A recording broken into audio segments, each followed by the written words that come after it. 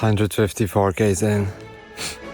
Ultra running events. I've done a few and I have a good idea how to prepare for one. If you're training or thinking about it, this is the no bullshit version of what actually matters.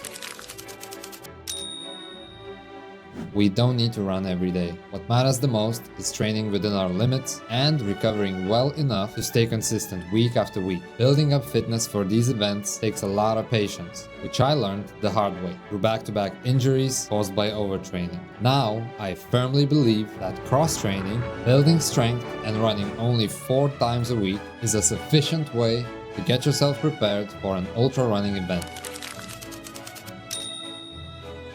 We don't build fitness when we train, we build it when we recover from that training.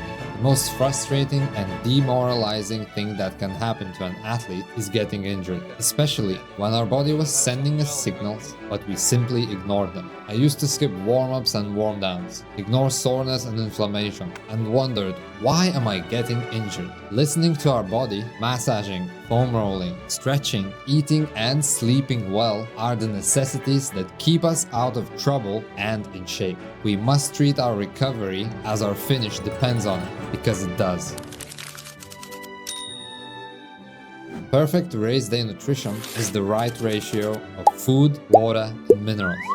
The rule is simple. If we feel hungry, thirsty, weak, hazy, or nauseous, we are already behind on our nutrition. We must have a fueling plan and keep it in check before the shit goes wrong. Unfortunately, this is seemingly an unsolvable puzzle for me, which I am constantly working on and trying to improve. But I will post my plan before my next race, which is in 10 weeks. Oh, and super useful tip. If we feel nauseous during mid-run, it's most likely sodium depletion.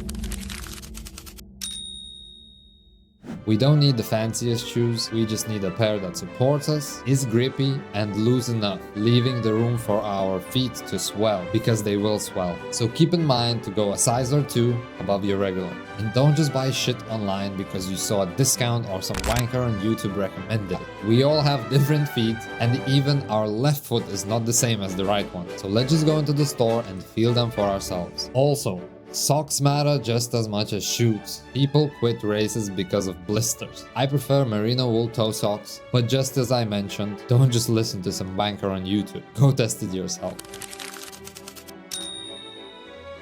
We will never feel fully ready, but we don't have to be. Ultras reward preparation, so let's just get as prepared as we possibly can before the race day, and let's just have an adventure.